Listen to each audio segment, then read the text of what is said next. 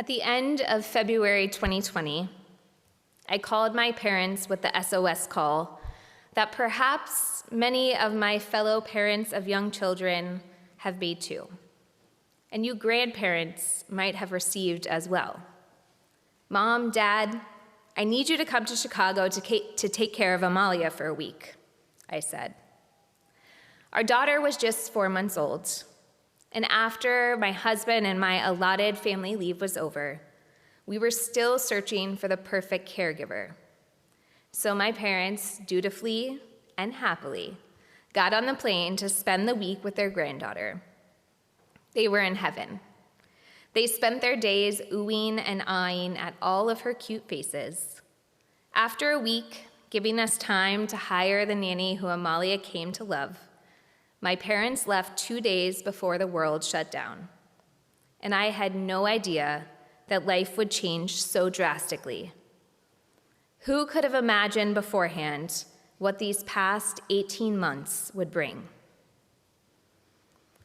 I had no idea that I wouldn't see my parents for another 6 months, or that it would be more than a year before I saw my sisters and other family in person.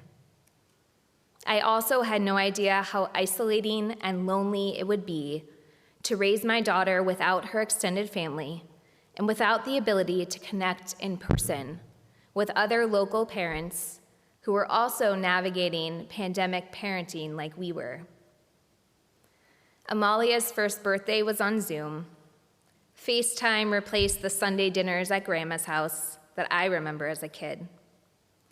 But after the Zooms ended, we were again alone in our living room, what felt like very far away from the people we love. While your story might sound a bit different, we have all experienced stark differences in life due to COVID-19 and the isolation of living through a pandemic. And now, 18 months later, while we've come so far, many of us are still navigating similar struggles. In between the realities of daily life, I have done a lot of thinking and reflecting this year. Like many of you, the pandemic has made me feel farther away from the people I love.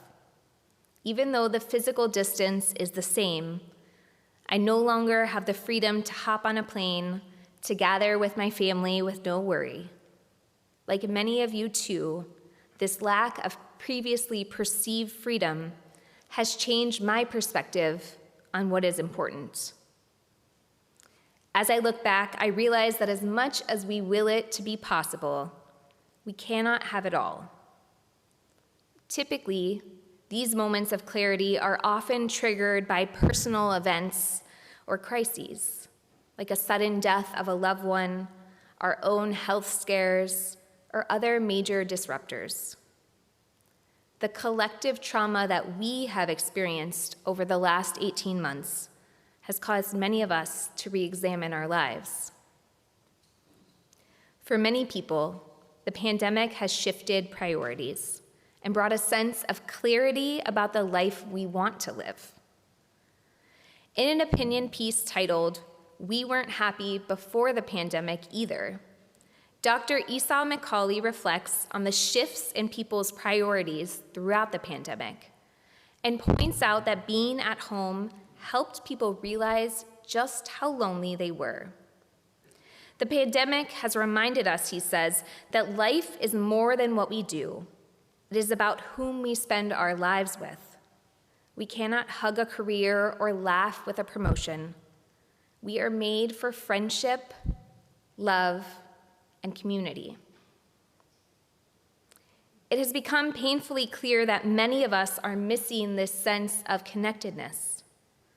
We're not meant to live this way, alone and isolated, and COVID has peeled back the layers to reveal so much about our lives. We learn a Jewish lesson about connection and solitude way back in the second chapter of the book of Genesis, the very beginning. After God created Adam, God reflected and said, "It is not good for Adam to be alone. I will make a counterpart alongside him." The text speaks to a double audience. The first is to Adam, the first person created in the Garden of Eden. And the second Adam is humankind and the generations to come. Throughout the creation story, God creates and then proclaims, "It was good." God spoke and created light and saw that it was good. And then God created earth and sea and saw ki tov, that this was good too. And God continues to call creation good. In the case of Adam being alone, this is the first time in the Torah that we read lo tov, not good.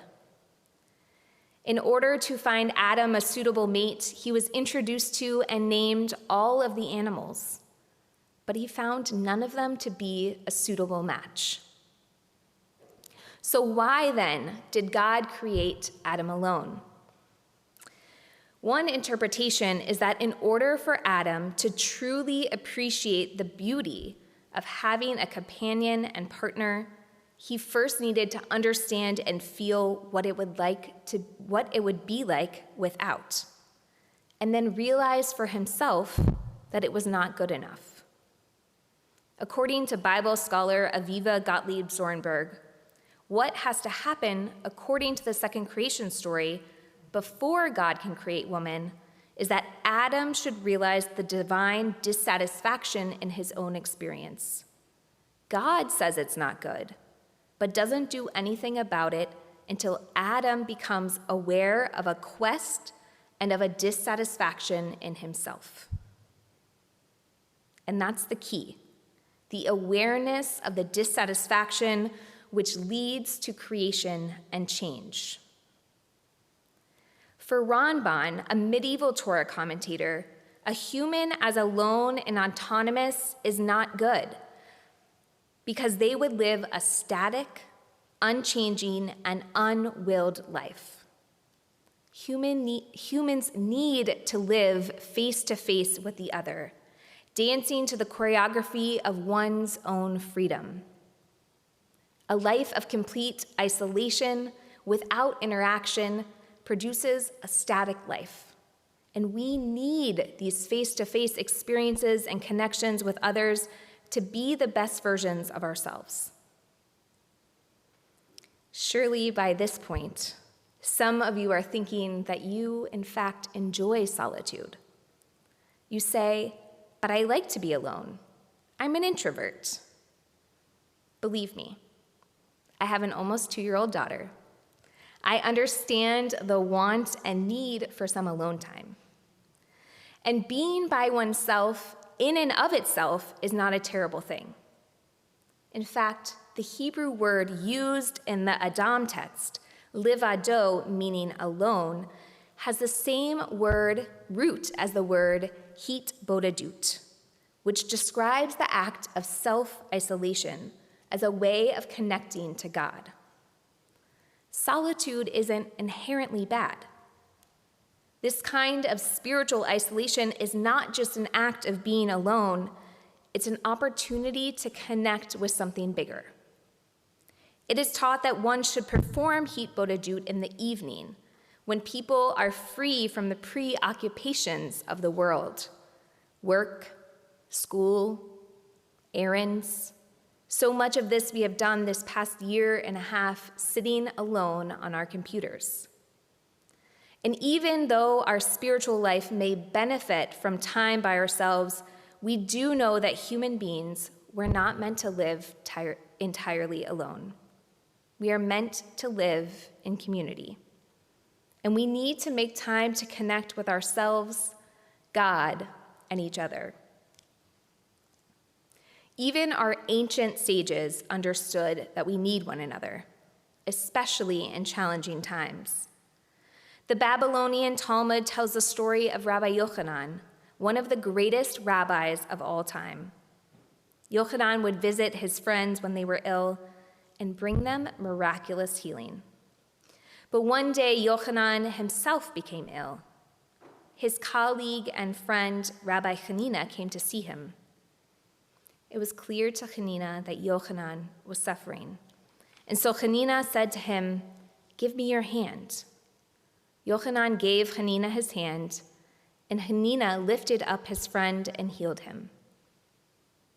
Why, our sages asked, did Yochanan need this help when we know that he was capable of healing others?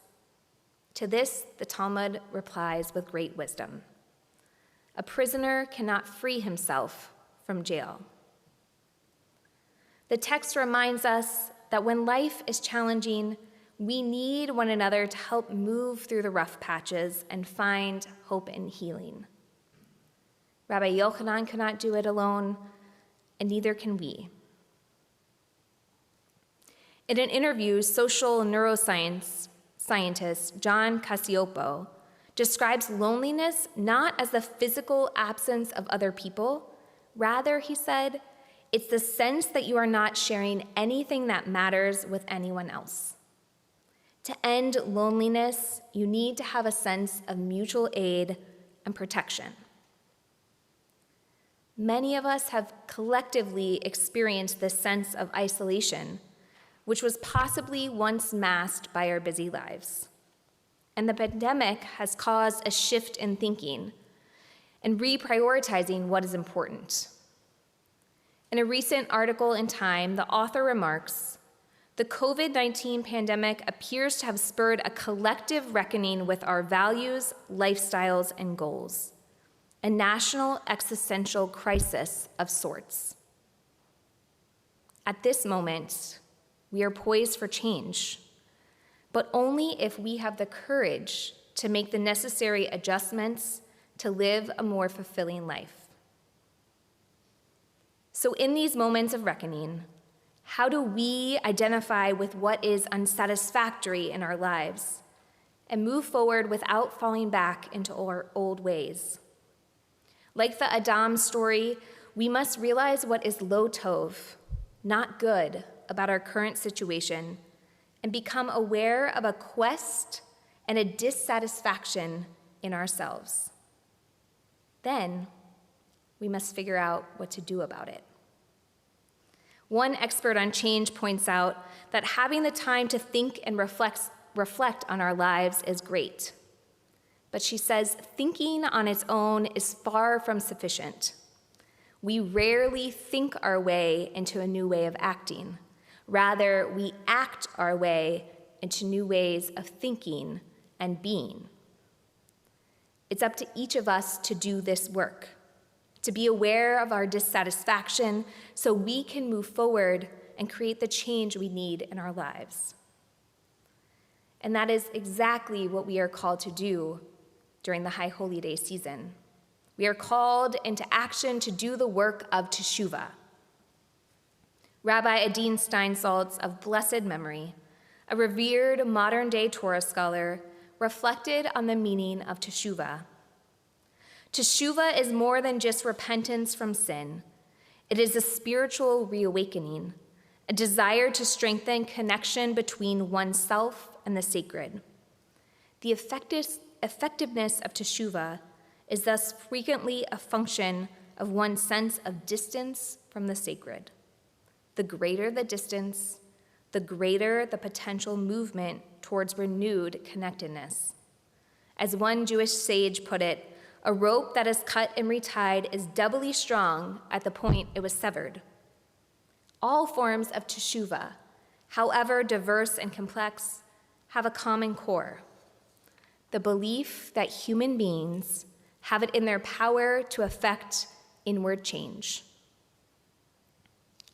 Steinsaltz's view actually feels quite free. It's never too late to do this soul work, this work of teshuvah, because the farther away and more disconnected we feel from God, ourselves, and each other, the more potential there is for growth and connection.